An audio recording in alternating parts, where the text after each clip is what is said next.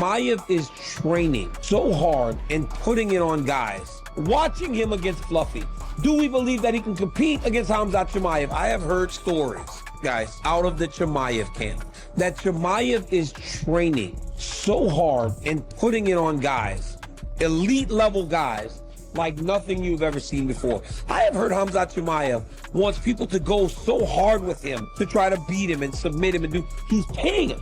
Khamzat's putting a bounty on himself.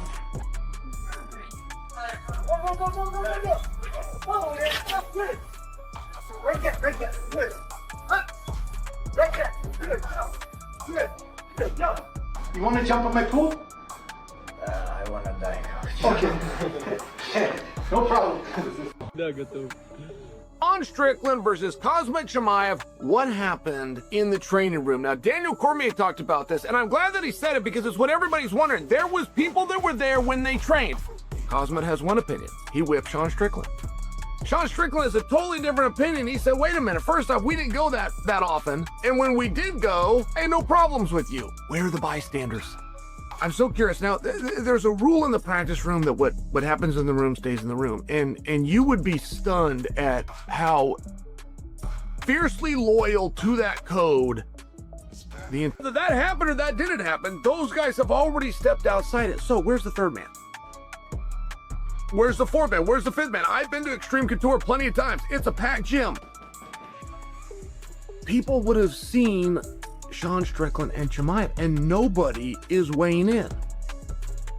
It's a very fascinating concept, and Chimaev now allegedly, and everything with Chimaev is like this big secret, and it didn't used to be. And Chimaev is one of the great Gregor, Ronda Rousey, Chimaev, where the media was just drawn to him and used to get so much information. We got everything. We got personal information. We got who he's dating, who he's marrying, who he's hanging out with. We got when he was on a potential deathbed during COVID, like Chimaev let us in. We got to go with him in a car when him and Darren Till went grocery shopping. And by the way, it was interesting. I mean, like, this dude was Yuki. All of a sudden, mum's the word. He's not traveling. He's changing weight classes. He's not traveling because he can't travel. He can't get to the U.S. The stories of him can't get into the U.S. is while he was holding training camp in the U.S. As a matter of fact, it was the very time that he was in Las Vegas training with Sean Strickland, but everything just got quiet. Now, what's Chimaev gonna do? Gonna fight Imanov. He's getting called out by Strickland. Duplessis wants a rematch. Chimaev's gonna leave the division. He's going up 205 pounds. Like, it's just been really hard to get any level of clarity. So now Chimaev is back to training. Khalil Roundtree goes out and trains with him. It was pretty. The mask just got ripped off. Sean Strickland and Khamzat Chimaev had secret training sessions that supposedly changed everything, and the stories they're telling don't match up at all. But here's what nobody's talking about. This isn't just some gym gossip. This is psychological warfare that's reshaping an entire division, and the silence from everyone else who was there is absolutely deafening. Videos that were coming out, and a lot of the rumors were true about Chimaev's size. You could tell he was a big guy. I don't know that I would dispute the rumor, but it is still a rumor that he wanted to go up to 205 pounds. And not go up to 205 pounds because of Pierre or to become champ, because he didn't want to go back to 85. Like, he looked big and he looked good. So now you got Strickland, who's been given the opportunity, earned the opportunity. And that's a very confusing division as well. We haven't heard from Imanov what that negotiation looked like. Look, we're dealing with two absolute savages here. Strickland, the brutally honest middleweight who doesn't give a damn about politics or playing nice, and Chimaev, the boars who built his reputation on pure domination. When these two collided behind closed doors at the gym, something went down that shattered the sacred code of training. You know that unwritten rule, what happens in the gym stays in the gym? Yeah, that's completely dead now. Chimaev came out claiming he handled Strickland, basically saying he dominated him in training. But Sean fired right back, flat out denying it, and calling BS on the whole narrative. This isn't just bragging rights between fighters trying to one-up each other. This is mental warfare at the highest level, the kind of psychological chess game that affects how every single person in that division views these guys moving forward. The scorn lover is the first one to come out and start telling us what happened and how they were wrong. Imanov did not do that. Drickus weighed in on the situation. And Drickus had the same experience with Sean Strickland that I had with Sean Strickland. And Drickus was talking about, man, the first time you go with this guy, you think he's a wrestler. When you don't know anything about him, and you haven't met yet, you just feel him. At the end of the workout, But here's where it gets absolutely wild. If two ranked UFC contenders really threw down at a packed gym like where this supposedly happened, where are the witnesses? Think about this for a second. These facilities have dozens of people training at any given time, coaches holding pads, fighters warming up, training partners rolling around. Yet nobody's coming forward with their version of what went down.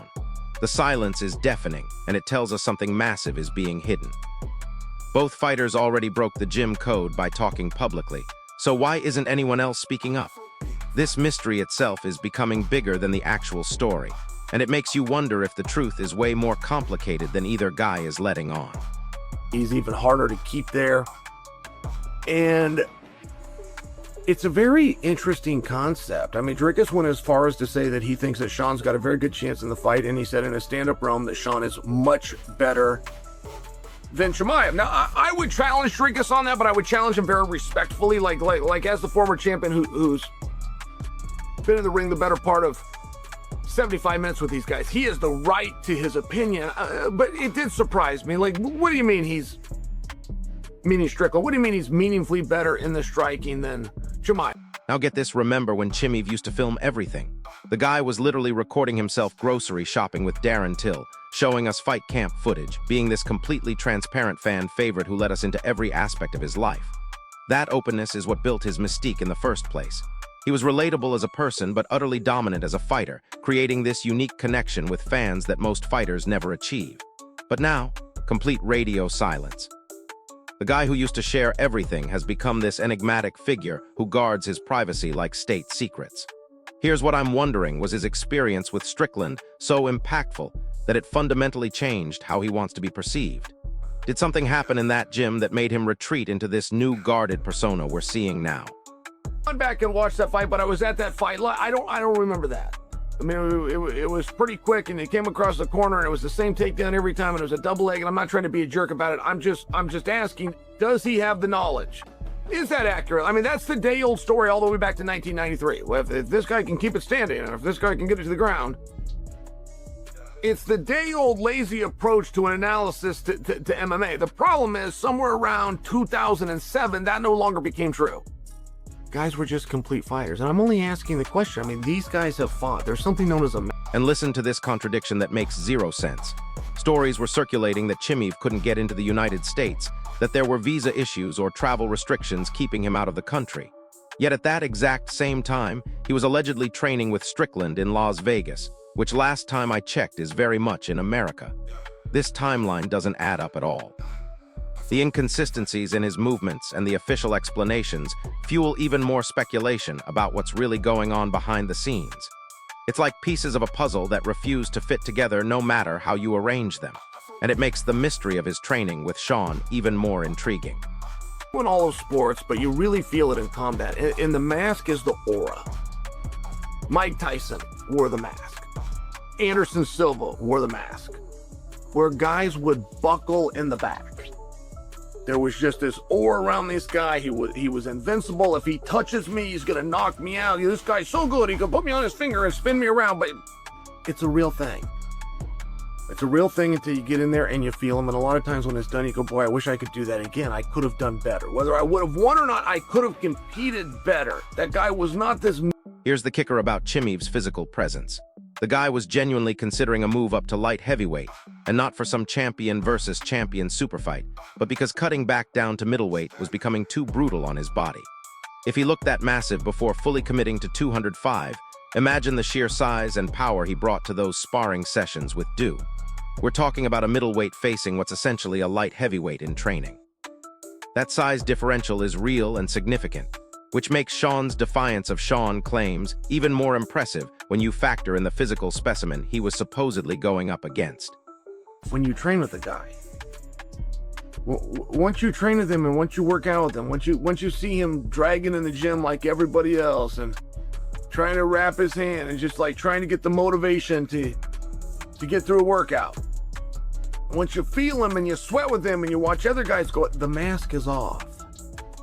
And Chimaev is very much one of these guys that has a mask. There was an aura around Chimaev. Now, what's going to happen is between these guys, and I fully do believe that Chimaev feels that he got the best of Sean, and that Sean's going, hey, wait a minute, there's a little bit more to the story, which is very real in the practice. Now here's where things get really interesting. Drickyu's Deuce Strickland, who's actually fought both guys under real fight conditions, gives us some incredible insights that cut through all the speculation. His description of Sean's as having this deceptive strength and relentless pressure paints a picture of Sean as way tougher than he might look on paper. But then Drickyu's makes this bold claim that Strickland is meaningfully better in the striking department than Chimaev. That's a massive assertion that immediately raises eyebrows, because while Chimaev's striking might be overshadowed by his wrestling, he's shown legitimate flashes of devastating power and technical improvement throughout his career. One guy sat out the round before, and the other guy had his hardest round the round before, and now it's right.